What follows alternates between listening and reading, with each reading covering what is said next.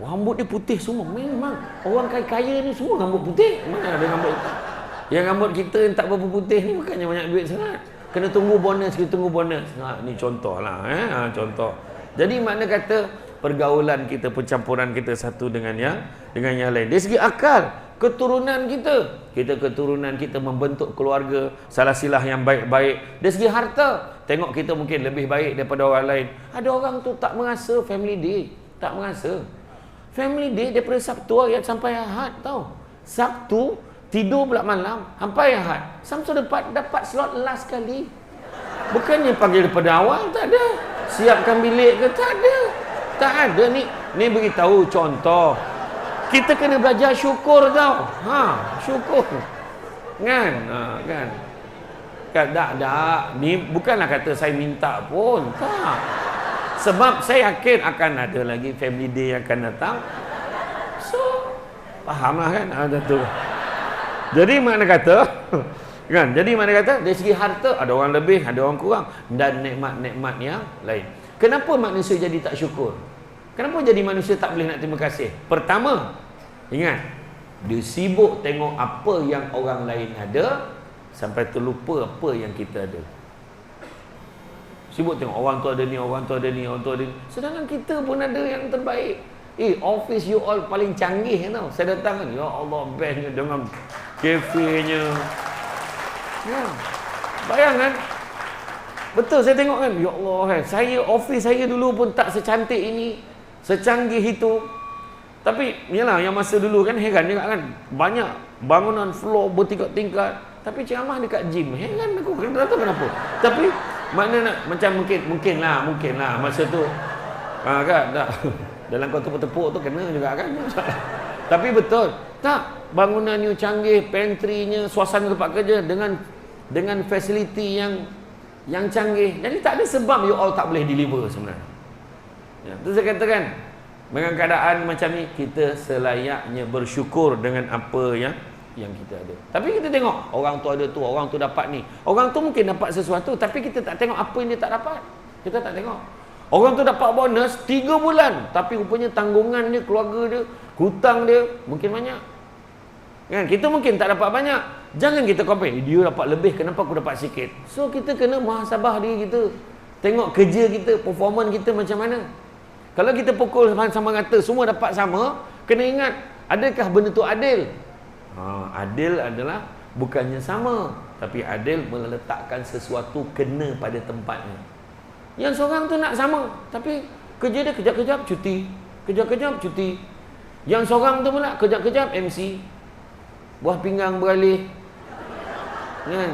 Batuk berdarah, kan? Gegenang telinga tak dapat dikesan, macam-macam masalah. Tu yang jadi vertigo tu. Tak tahu kan.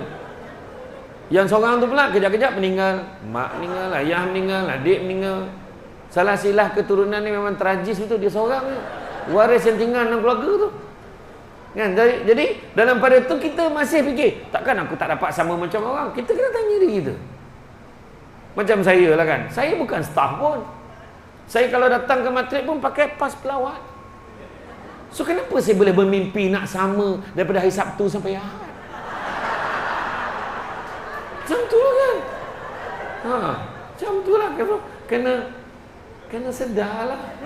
Macam tu kan. Tapi biasanya itu yang Datuk Haji Mustafa ni dia suka orang yang sedar diri. Sebab bila dia sedar, biasa Datuk akan bagi lebih lagi. Dia macam tu. Macam tu. Kan. Bak kata orang kata makan sirih berpinang tidak, pinang ada di Kota Melaka. Makan sirih menganyang tidak, tagah dek budi dengan bahasa. Cara minta tu kena betul. Paling tidak semua orang kena hantar mesej tu. Assalamualaikum Datuk. Hanya Allah juga mampu membalas usaha Datuk untuk kami. Cakap. Datuk tak minta pun. Sebab orang yang ikhlas ni tak mengharapkan balasan. Wa iman terima kasih pun tak diharapkan. Tapi kita ni sebagai manusia yang berbudi bahasa, terima kasih Datuk. Lain kali kita buat lagi tu ya, family day. Lepas tu ajak Samsul debat juga. Ingat tu, yang hujung tu kau jangan lupa. Kan? Saya tadi sebenarnya tak tahu pula ni program matrik dekat ni tadi barulah. Baru dapat tahu, ya Allah, kau tahu semalam lagi dah saya dah prepare. Daripada Perak kan saya dah datang kan. Macam tu tuan-tuan dan puan-puan sekalian. Dan begitu juga kan, kita pertama sibuk tengok apa orang ada sampai terlupa melihat apa yang kita ada. Kedua, sibuk tengok kelebihan orang lain tapi lupa tengok kekurangan orang lain. Tengok orang lagi susah daripada kita, kadang-kadang kan kita terlupa. Kalau kita tengok orang yang senang, wallah, kenapalah aku tak ada macam dia, kenapa aku tak ada rumah macam dia, itu masalah kita. Sedangkan ada orang yang lagi susah daripada kita. Ada orang tu rumah pun tak ada, ada orang tu kerja berpuluh-puluh tahun kan, pangkat pun tak naik, apa pun tak ada. Lepas tu memang dia dah cakap tak ada kenaikan gaji. Dah begitu pada awal dah, tak ada kenaikan gaji. Awak nak kerja, kerja. Tak nak kerja, sudah. Jadi orang tu tak ada pilihan, dia kerjalah juga. Kita ni dengan ada incrementnya, dengan adanya bonus, kena bawa lagi untuk program family day, contohlah kan. Dan ada lagi kelebihan-kelebihan lain. Jadi kita kena belajar mensyukuri nikmat yang kita ada. Dan begitu juga yang ketiganya, sebenarnya kadang-kadang kenapa kita tidak bersyukur? Sebab kita lupa untuk fokus pada senarai kelebihan-kelebihan yang Tuhan dah kurniakan kepada kita. Ada 5 perkara yang kita nak dalam dunia ni, Tuhan dah bagi 3, tapi kita sibuk sebut 2 yang kita tak dapat. Sebenarnya kita kena faham, 2 tu bukannya kita tak dapat. Pertamanya mungkin yang 2 lagi kita tak dapat tu Tuhan tak nak bagi dekat kita sebab benda tu tak baik pun untuk kita. Ataupun yang kedua, Tuhan nak bagi lebih baik daripada apa yang kita nak. Ataupun Tuhan simpankan kita untuk kehidupan yang lain di akhirat, besok Tuhan akan bagi untuk kita. So kita kena sangka baik. Sangka baik. Jangan kita sibuk kata aku tak dapat ni, aku tak dapat, aku kerja bertahun-tahun, itu je. Sedangkan banyak dah yang kita dapat. Kita lupa untuk bersyukur. Tuhan mungkin tak bagi kita ni, tapi Tuhan bagi apa? Tuhan bagi keluarga bahagia. Tuhan bagi kita datang ni. Ada orang ni boleh bawa family je, dia tak ada family. Dia hanya ada diri dia je. Ada orang macam tu. Hidup dia sebatang kara. Kan? Ada orang tu family dia ramai tu, dia bawa semua tu. Jadi makna kata bersyukur dengan bahagian masing-masing. Bersyukur dengan bahagian masing-masing. Dan begitu juga, lihatlah pada orang yang lebih rendah pada kamu, jangan kamu melihat pada orang berada di atas kamu. Kerana demikian itu lebih patut bagi kamu supaya kamu tidak meremehkan nikmat Allah yang dianugerahkan kepada kamu. Hadis riwayat Bukhari. Dan Nabi juga pesan, Prophet Muhammad pesan apa? Jangan kamu pandang kecilnya nikmat itu, tapi pandanglah siapa yang memberikan nikmat itu. Sebab kadang-kadang ada orang yang tak bersyukur. Dia sampai dekat sini, masa sampai dekat tempat parkingnya dia dah cakap, apa tempatnya ni? Depan kubur ni. Seorang tu kan, contohlah, apa tempat macam ni? Tak ada, bawalah dekat tempat resort-resort yang besar-besar, contoh. Tapi sebenarnya tak. Pada orang ni, ya alhamdulillah ni ada tempat baru ni, mesti ada pengalaman baru ni. Kawan-kawan semua ada ni. Dia cuba cari benda yang positif. Cari benda tak baik, memang tak ada benda yang sempurna dalam dunia ni. Tak ada benda yang sempurna. Kan? Semalam saya pergi ceramah, apalah masjid ni, jalan macam ni, ya Allah, macam ni. Lepas tu sampai masjid ni, la ilaha illallah, dalam tu sempit, tak ada tempat parking. Kan? Lepas tu cakap, penuh masjid tu. Rupa-rupanya dengan suasana meriah, ramai orang datang, makan dia macam ni. Nampak? Kita fikir ada kelebihan-kelebihan. Masakan orang kampung masak ramai-ramai, dia punya keikhlasan tu terserlah dengan rasa pada daging tu.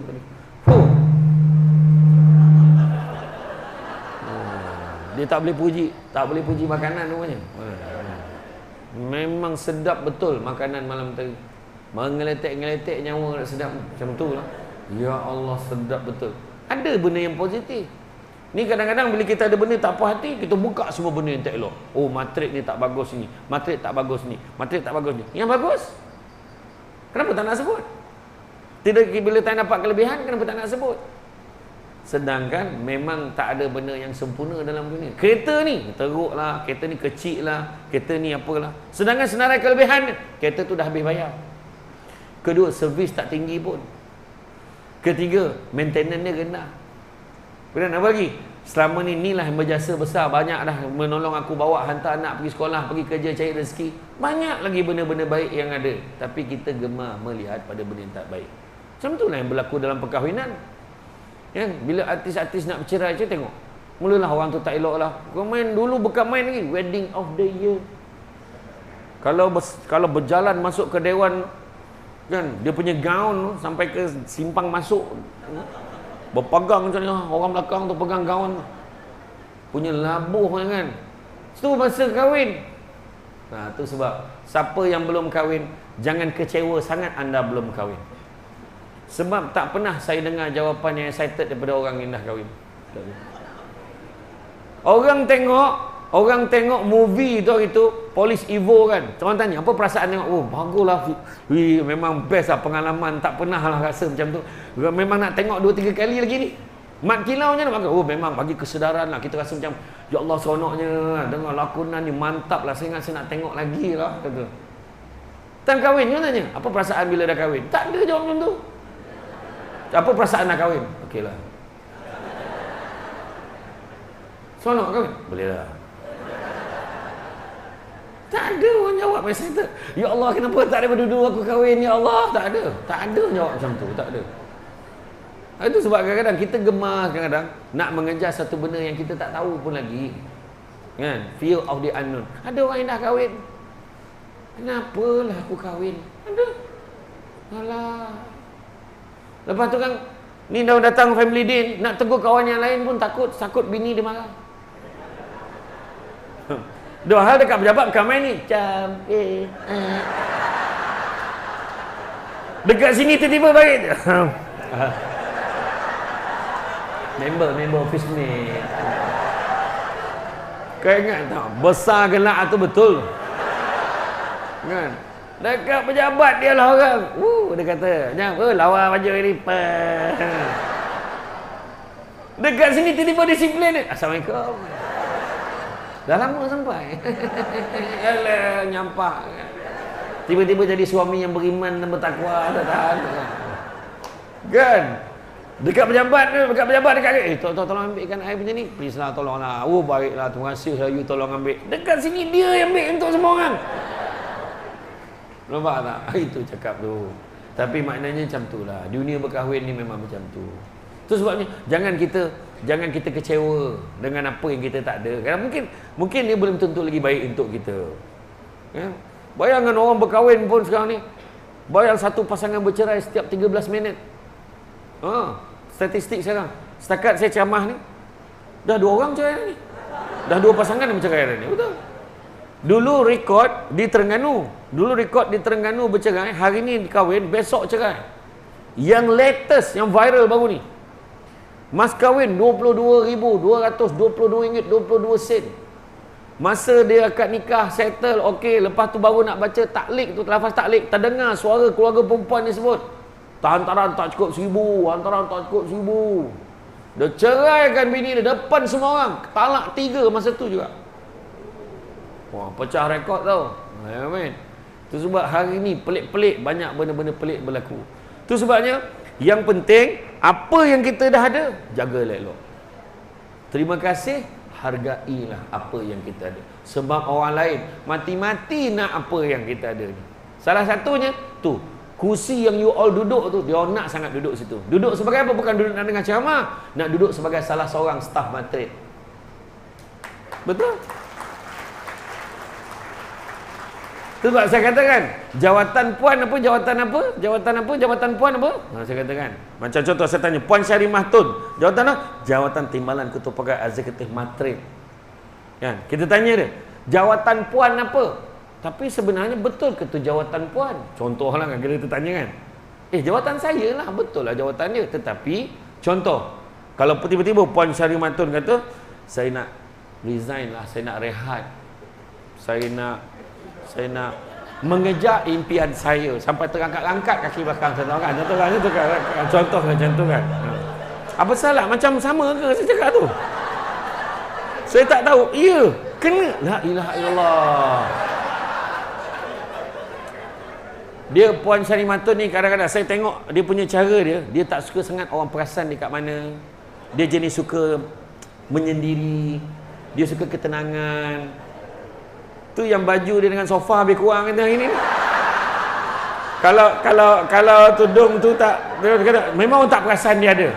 Puan Syahri Matun mana? Macam tu. Sebab dia jenis tak suka menunjuk-nunjuk. Itu bagus dia. Nak, you kena faham. Betul. Jadi bila Puan Syahri Matun resign, adakah jawatan timbalan ketua pegawai eksekutif akselerasi Kepot? Dah, aku dah menyebut. Dah kepok lah bunyi. Akselerasi ekspor. Bayangkan kalau dia lepas, adakah minta maaf sebabkan Puan Syahri Matun dah resign, maka dengan jawatan-jawatan ni pun cumut sekali. Tak. Dah ramai orang dah bercita-cita nak duduk tempat dia. Ramai yang bercita-cita nak duduk tempat dia. Tetapi Datuk CEO cakap, tidak ada yang sama macam you, Syahri Matun.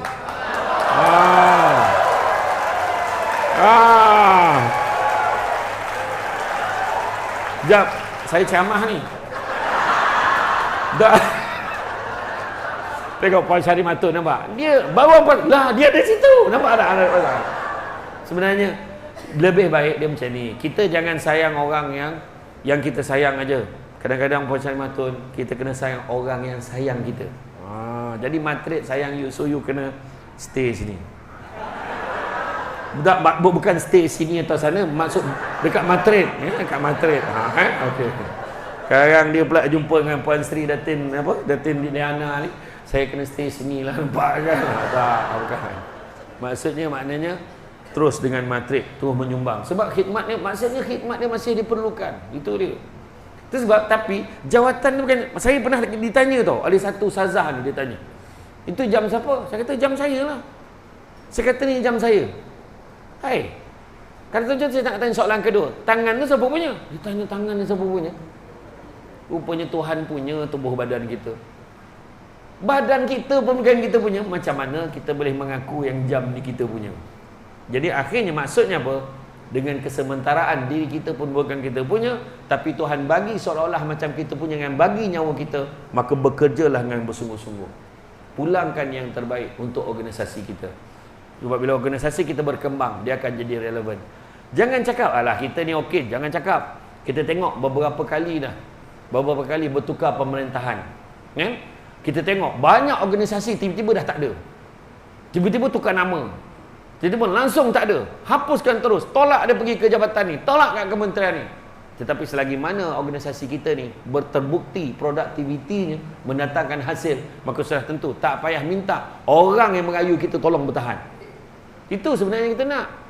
Kan? Baru kita tahu nilai matret ni. Kan? Dulu orang yang tak tahu tu, orang kampung datang, saya nak cari matrade. Mana matrade? Orang kampung kata, ni nak masuk pun takut ni. Kan? Jadi makna kata belajar bersyukur dengan apa yang kita ada. Dan begitu juga kalau melihat orang yang kurang harta, dia akan bersyukur dengan kelapangan rezeki yang Tuhan bagi pada dia. Kalau melihat orang sakit terlantar, dia akan bersyukur dengan anugerah kesihatan yang dinikmatinya. Kalau melihat orang dihukum penjara bertahun-tahun, dia akan rasa bersyukur dengan kebebasan yang dia miliki. Begitu juga kalau melihat orang yang masih lagi tidak mempunyai anak, dia syukur atas anugerah anak yang diberikan kepadanya. Seseorang pasti akan bersyukur bila tengok orang lain kurang akal, maka dia bersyukur atas kurnia nikmat kecerdikan yang Allah berikan kepadanya. Seperti mana kata-kata ahli falsafah, kekayaan yang paling besar adalah akal, kemiskinan yang paling besar adalah bodoh, keburukan yang paling buruk adalah terpesona pada diri sendiri, dan semulia-mulia perbuatan adalah akhlak yang baik. Saya ulang balik. Kekayaan yang paling besar, akal. Kemiskinan yang paling besar adalah bodoh. Keburukan yang paling buruk adalah terpesona pada diri sendiri. Bayangkan terpesona diri sendiri. Perasan diri itu bagus. Kita jangan perasan bagus, tapi kena buktikan dekat orang yang kita ni bagus. Itu yang lebih baik. Biar orang yang cakap kita bagus, bukan kita sendiri yang cakap kita bagus. Orang yang tak cantik, rasa diri dia tak cantik, orang tu cantik sebenarnya. Orang yang cantik, rasa diri dia cantik, orang tu tak berapa cantik. Orang yang cantik, rasa diri dia tak cantik, ya Allah cantiknya dia. Tapi kalau orang tu tak cantik, rasa diri dia cantik, kau boleh bayang tak betapa buruknya orang. Macam itulah orang yang menyanyi, yang perasan dia penyanyi suara yang paling sedap dalam dunia. Kau fikirlah, dia mengaku pula dengan semua orang suara dia paling sedap, sedangkan saudara mara dia sendiri pun tak tergamak dengan suara dia. Kan? Saya tak cakap orang Malaysia ni. Ni orang Zimbabwe, Burkina Faso. Jadi betul. Jadi makna kata, dan semulia-mulia perbuatan adalah akhlak yang baik. Jaga perangai kita. Kalau mencari pokok berbuah, pucuk elobek, dahan berdaun. Kalau nak jadi insan bertuah, duduknya beradab, tagaknya bersantun. Jumpa orang, hormat. Hormat salah satunya adalah hormat dengan karier yang kita ada. Jangan kita rasa, pangkat aku rendah ni. Kita sebahagian daripada tim. Dalam satu pasukan bola sepak, striker biasa dapat nama. Sedangkan yang bertungkus lumus di bahagian pertahanan jarang diberi perhatian kadang-kadang. Berapa banyak kali dia bertahan, dia menyepak bola tu out, dia sampai luka-luka, dia sampai injured, tapi akhirnya yang dapat nama striker. Dia dapat nama striker. Dia dapat kasut emas. Pernah dengar pertahanan tu dapat kasut emas juga sebab dia punca yang dihantar bola tu ke atas sampai gol? Tak dapat. Jam tu lah kita ni bertahan. Akhirnya dia adalah merupakan usaha satu pasukan. Itu sebab striker yang sedar diri, dia akan terima kasih pada pasukan dia. Sebab kalau pasukan dia tak hantar bola tu dekat dia, dia tak akan dapat skor. Macam tu jugalah. Jangan bahagian kewangan rasa macam dia yang paling banyak menghasilkan duit untuk organisasi. Kau tolong kira je tu, kan? Tolong kira, selaraskan P&L, trial balance, tengok macam mana, kan? Tengok macam mana, berapa profit and loss kita tahun ni macam mana. Betul, kan? Tapi terasa macam, kita alhamdulillah kita telah pun menghasilkan, macam dia yang buat tu. Macam tu lah. Tapi sebenarnya tak, dia usaha bersama-sama. Ini adalah usaha sepasukan sebenarnya. Macam suami, isteri dengan anak-anak. Suami tu jadi hebat, anak tu jadi baik. Bukan sebab suami. Suami sibuk kerja, ceramah satu Malaysia, kan? Ni kena bagi kredit dekat isteri. Tapi isteri kat rumah berlumus tungkus, jaga anak. Makna dia lebih teruk daripada bertungkus lumus tau. Berlumus tungkus dengan tudung terbalik, dengan baju binatang, seminggu nak pakai baju yang sama, kan? Baju kelawar lah. Iya, tak payahlah orang perempuan ni kat sini je kontrol. Macam tu. Kan? Siap tiup tu. Kan? Tapi balik rumah buka tudung kembang baju binatang, kan? Boleh cari habitat. Tahu dah. Iya, tak payahlah. Dahlah baju kelawar. Baju kelawar itulah yang dipakai seminggu tu. Dia bukannya tukar. Kau ingat baju kelawar tu dia tukar-tukar, jangan bohong lah. Dia macam dah ada bau yang sebati tau. Dia dah okey dengan bau tu. Suami pun macam dah tak kisah dah sebab bau tu kalau tak ada tu dia tak ada ke ini? Macam tu kan. Dia kena ada bau tu. Jadi makna kata itulah saya cakap tadi. Belajar bersyukur. Kan? Kemudian kalau kita tengok dalam bab indahnya syukur ini dan terima kasih ni, maka disebutkan di dalam oleh Fudail bin Iyad, hendaklah kalian selalu bersyukur atas segala nikmat. Maknanya nikmat ni tak kira apa juga yang kita terbayang, benda-benda baik yang ada pada diri kita, maka kita kena terima. Kalau ada keburukan, tiba-tiba kita kena dihantar bertugas ke satu tempat, kita dihantar pergi berkursus ke tempat yang tak selesa, kena terima. Lepas tu dah lah pergi sana, penginapan tidak disediakan, contoh, kena terima. Tak apalah, kita boleh claim, walah kena keluar duit sendiri lah dulu, keluar duit sendiri. Tapi rupanya kelayakan kita tak sampai tahap tu. Kelayakan kita sekarang nak ambil hotel yang selesa tak boleh. Ikut kelayakan ni mungkin dalam RM80 saja contohnya satu malam. So ambillah hotel yang sejajar dengan kelayakan kita. Nak ambil yang selesa kena tambah duit sendiri dan burn kita takkan dapat claim penuh. So ambillah hotel Oyo, kan? Ambil hotel yang Poyo ke, kan? Hotel yang okey sejajar, janji kita boleh claim balik. Tak apalah. Itu sebab saya kata kadang tak apa benda lah bagi ni. Kita kena bersyukur sebab itu adalah sebahagian pada tugas kita. Dan benda tu kita akan cerita balik pada anak cucu keturunan kita. Dulu ayah pernah kena pergi kursus dekat sinilah kawasan dia. Ayah pergi kursus. Masa tu dia tak siapkan penginapan, ayah kena cari sendiri. Benda tu jadi sebahagian pengalaman, benda tu akan jadi elok juga sebenarnya. Tapi kita yang gemar membesar-besarkan benda yang kita tak dapat. Kena pergi kursus dekat sinilah. Tak tension ayah ni. Kenapa pula?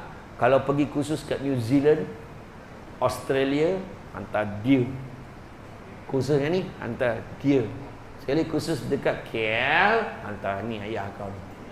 Sebab dia rasa macam, dia rasa seolah-olah dia tak ada peluang macam orang lain. Sebenarnya tak. Kebetulan dia sebenarnya pihak pengurusan dah lihat kesesuaian nak menghantar orang tu pergi tu. Bukan lokasinya tu, tapi tajuk khusus dan seminar atau bengkel tu nak dihantar. Itu sebab kita kena sedar. Dia bukan isu favoritism. Kan? Tak. Tapi isunya adalah isu kesesuaian. Dan kesesuaian tu bukan kita nilai diri kita sendiri. Tak. Orang luar akan menilai kita. Itu sebab macam kita main damaji lah. Pernah tak main damaji? Makan berapa kan? Kenapa bila kita main damaji, kita tak nampak patutnya kita kena makan kat situ? Kenapa tak nampak? Orang luar cakap, makan lah. Mana? Tak nampak dia. Sebab penilaian orang luar lebih besar, lebih luas, lebih jelas.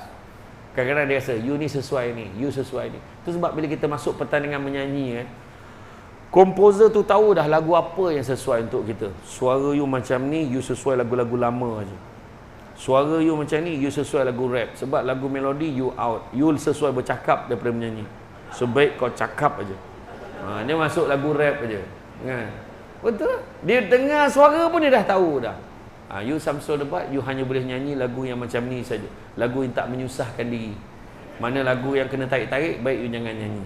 Contohlah kan? Iya. Macam tu juga penyanyi tu pun. Dia kena dengar teguran daripada komposer tu. Dia kata, you bila dah berusia, you tak boleh. Datuk Nora Persimpangan Dilema tu, masa berlalu. Tu kenal? Saya jumpa dia dia jumpa saya, dia kata apa? Dia kata, Ustaz, bila kita dah meningkat usia, kita tak boleh nyanyi lagu kita dulu tu ikut note yang macam mana kita nyanyi dulu. Sebab bila dah berusia, kemampuan suara kita dah tak sama. So kita kena adjust balik, rendahkan dikit tu supaya kita boleh nyanyi lagu tu seolah-olah macam masih boleh nyanyi lagu tu. Oh, macam tu. Dulu note dia tarik sampai ke langit, kalau dia paksa juga dengan dia ke langit. Tak boleh. Itu sebabnya kena ni. Kan? Dan kalau kita tengok, apakah cara-caranya untuk bersyukur? Pertama, selalu ingat Tuhan.